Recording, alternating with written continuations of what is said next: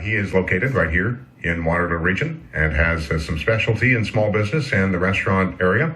He'll talk to us about why it might be difficult to keep and to attract people into the service industry. We'll do that in just a minute. This is Kitchener Today on 570 News.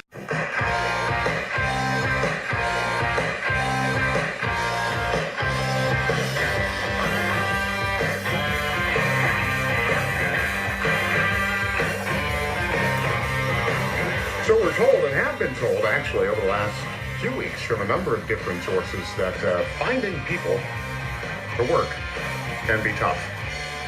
With unemployment rates in Ontario running between 5 and 6%, that's pretty low. It's kind of become, again, so we're told, individual results may vary, that it's an employee's market these days. And maybe the service industry may not be as attractive as it might have been in the past, because there are other opportunities out there. The owners of Wildfire restaurants say in addition to construction woes in Uptown Waterloo, they also suffered from an inability to get reliable staff to come and work. And the new operators of a steakhouse there, Lot 88, told us a similar story yesterday, that will be one of the challenges, finding good people. So we reached out to a human resources consultant here in Kitchener-Waterloo, Frank Newman. Frank has joined us. Good afternoon, Frank. How are you doing, Brian? I'm doing great today. I'm very good. So tell me, what is your experience in the service sector and the difficulty of restaurants trying to find the right people for the right job? Well, there's no question right now we've seen a shortage of virtually unimaginable proportions. And it's not just in the restaurant industry, but certainly that area is particularly hard hit. What we're seeing is restaurants putting in job ads, people are not applying, and even when people do apply and they say they're coming in for an interview, often they don't even show up for the interview. So you've got a shortage of people, plus you've also got to make sure that your restaurant is actually doing the very best job they can recruiting. And that means basically creating, to some extent, a memorable experience for the people going through the process.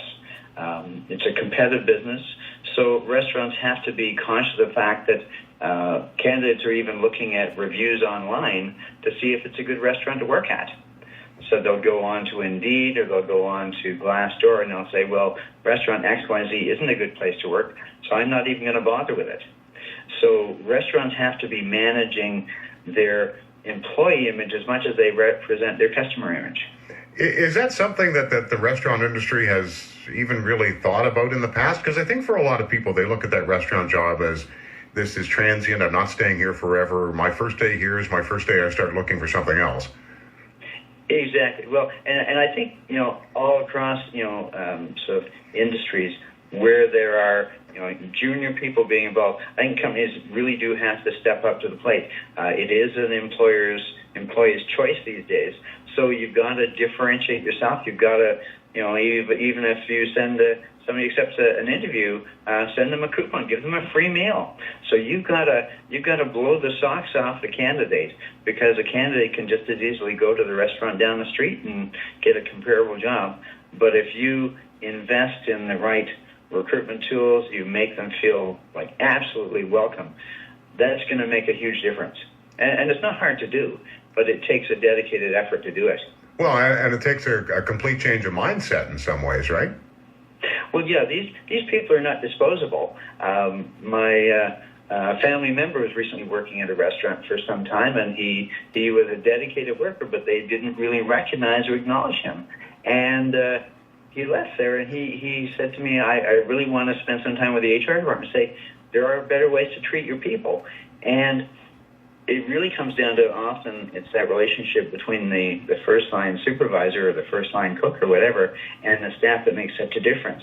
And if the restaurant management doesn't invest in those people, they're not going to attract the people or keep them, because half the challenge is keeping the good staff.